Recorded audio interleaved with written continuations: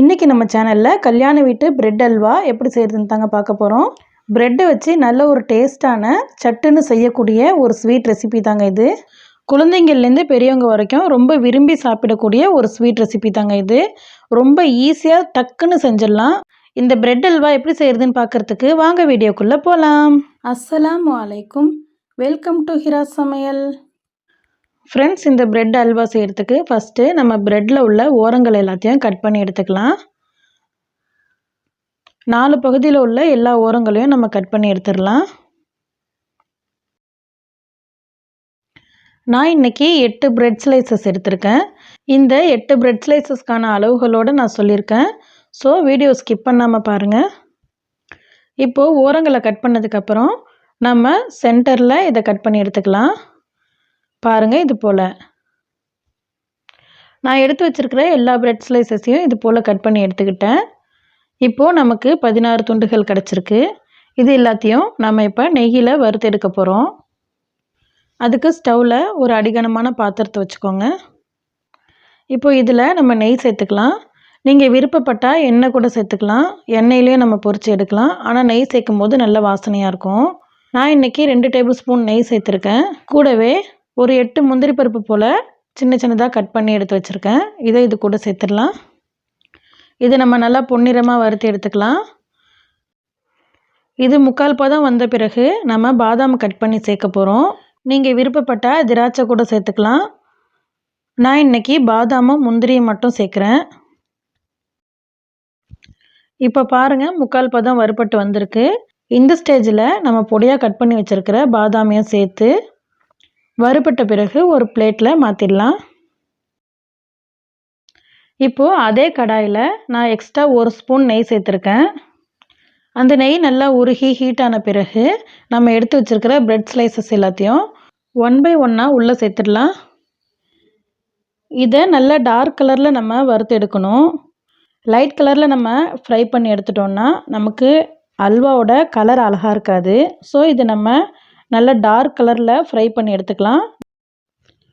இந்த bread ஸ்லைசஸை fry பண்ணி எடுக்கிறது தான் ரொம்ப இம்பார்ட்டண்ட். ஏன்னா நம்ம எந்த கலரில் ஃப்ரை பண்ணி எடுக்கிறோமோ அதே கலரில் தான் பிரெட் ஹல்வா நமக்கு கிடைக்கும். ஸோ ரொம்ப கவனமாக பார்த்து ஃப்ரை பண்ணி எடுங்க. நீங்கள் இப்படியும் ஃப்ரை பண்ணி எடுத்துக்கலாம். அப்படி இல்லைன்னா ஆயில் அதிகமாக ஊற்றி டீப் ஃப்ரையும் பண்ணி எடுத்துக்கலாம். உங்களுக்கு எது விருப்பமோ அப்படி செய்யுங்க. இப்போ பாருங்கள், இந்த கலர் வந்தால் கரெக்டாக இருக்கும். இப்போது இந்த எல்லா பிரெட் ஸ்லைசஸையும் நம்ம எடுத்துடலாம். எடுத்துட்டு அடுத்த பிரெட்டுக்கான நெய் சேர்த்து நம்ம அதையும் ஃப்ரை பண்ணி எடுத்துடலாம். இப்போ அடுத்ததாக அதே பாத்திரத்தில் 3/4 கப்பு போல் சுகர் சேர்த்துக்கோங்க. வெள்ளை சர்க்கரை கூடவே 3/4 கப்பு தண்ணி சேர்த்துக்கோங்க. நான் இன்றைக்கி பால் சேர்த்து செய்கிறேன். அதனால் தண்ணி 3/4 கப்பு சேர்க்குறேன். பால் சேர்க்காமையும் செய்யலாம். நீங்கள் பால் சேர்க்காமல் செய்கிறதா இருந்தால் இன்னொரு 3/4 கப்பு தண்ணி சேர்த்துக்கோங்க. சேர்த்துட்டு இதை நல்லா ஒரு தடவை கலந்து விட்டுடலாம். இது கம்பி பதம் வரணும்னு அவசியம் இல்லைங்க. நல்லா சர்க்கரை எல்லாம் கரைஞ்சதுக்கப்புறம் ஒரு பிசுபிசுப்பு வரும்ல, அந்த பிசுபிசுப்பு வந்தாலே போதுமானது. இப்போது இந்த சர்க்கரை பாகு ரெடி ஆகிறதுக்குள்ளே நீங்கள் நம்ம சேனலுக்கு புதுசுன்னா ஹிரா சமையல் சேனலை சப்ஸ்கிரைப் பண்ணிக்கோங்க. பக்கத்தில் இருக்கிற பெல் பட்டனையும் கிளிக் பண்ணிக்கோங்க. அப்போ தான் நான் போடுற யூஸ்ஃபுல்லான வீடியோஸ் உங்களுக்கு உடனுக்குடன் நோட்டிஃபிகேஷனில் வரும். இப்போ பாருங்கள், சர்க்கரை பாகு நல்லா பிசுபிசுப்பு வந்துடுச்சு. பாகுபதம் எதுவுமே தேவையில்லைங்க. சர்க்கரை கரைஞ்சி இந்த பிசுபிசுப்பு வந்தாலே போதும். இந்த ஸ்டேஜில் நம்ம ஃப்ரை பண்ணி எடுத்து வச்சுருக்கிற பிரெட் ஸ்லைசஸை சேர்த்துடலாம்.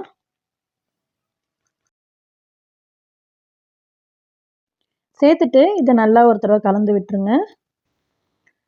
அந்த சர்க்கரை பாகில் பிரெட் ஸ்லைசஸ் ஊறின பிறகு அதுவாக உடஞ்சி வரும். அந்த சமயத்தில் இது போல் நம்ம நல்லா கலந்து விட்டுக்கிட்டே இருக்கணும்.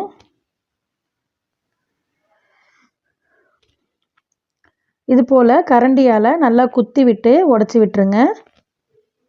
இதுக்கப்புறமா நம்ம வாசனைக்காக கொஞ்சமாக ஏலக்காய் தூள் சேர்த்துக்கலாம். சேர்த்துட்டு இதையும் ஒரு தடவை நல்லா கலந்து விட்டுருங்க. நம்ம கலந்து விட இது போல் நல்லா திரண்டு வரும். இந்த ஸ்டேஜில் நம்ம இதில் பால் சேர்க்க போகிறோம்.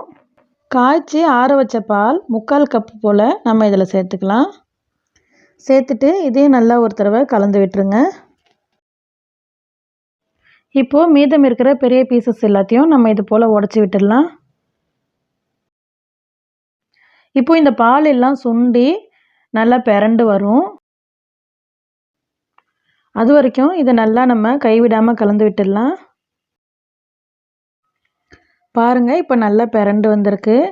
இந்த ஸ்டேஜில் நம்ம அல்வாவுக்கு தேவையான உப்பு சேர்த்துக்கலாம். நல்லா நோட் பண்ணிக்கோங்க, பிரெட் ஸ்லைசஸில் உப்பு இருக்கும், அதனால நம்ம ரொம்ப கம்மியாக சேர்த்தாலே போதும்.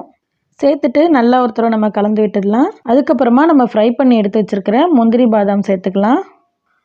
சேர்த்துட்டு இதே நல்லா கலந்து விட்டுடலாம். அவ்வளோதாங்க, நல்ல டேஸ்டான பிரெட் அல்வா ஈஸியாக தயாராகிடுச்சுங்க. இப்போல்லாம் அதிகமாக கல்யாண வீட்டில் பிரெட் அல்வா வைக்கிறாங்க, நல்ல டேஸ்ட்டாக இருக்கும். அதை நம்ம வீட்டிலே ரொம்ப ஈஸியாக செஞ்சிடலாங்க. பாருங்கள், பார்க்குறதுக்கே எவ்வளோ சூப்பராக இருக்குதுன்னு. பார்க்குறதுக்கு மட்டும் இல்லைங்க, சாப்பிட்றதுக்கும் அவ்வளோ டேஸ்ட்டாக இருந்துச்சு. அல்டிமேட்டான டேஸ்ட்டாக இருந்துச்சு. ஒரு செகண்டில் இந்த ஹல்வா எல்லாம் காலி ஆகிடுச்சிங்க. ஃப்ரெண்ட்ஸ், நான் வீடியோவில் சொல்லியிருக்கிற அதே ரேஷியோ படி நீங்களும் செஞ்சிங்கன்னா உங்களுக்கும் பர்ஃபெக்டாக வரும். இந்த கல்யாண வீட்டு பிரெட் அல்வாவை நீங்களும் ட்ரை பண்ணி பாருங்கள். பிடிச்சிருந்துச்சுன்னா லைக் பண்ணுங்கள், உங்கள் ஃப்ரெண்ட்ஸ் அண்ட் ஃபேமிலிக்கு ஷேர் பண்ணுங்கள். நம்ம ஹிராஸ் சமையல் சேனலை சப்ஸ்கிரைப் பண்ணிக்கோங்க. தேங்க்ஸ் ஃபார் வாட்சிங்.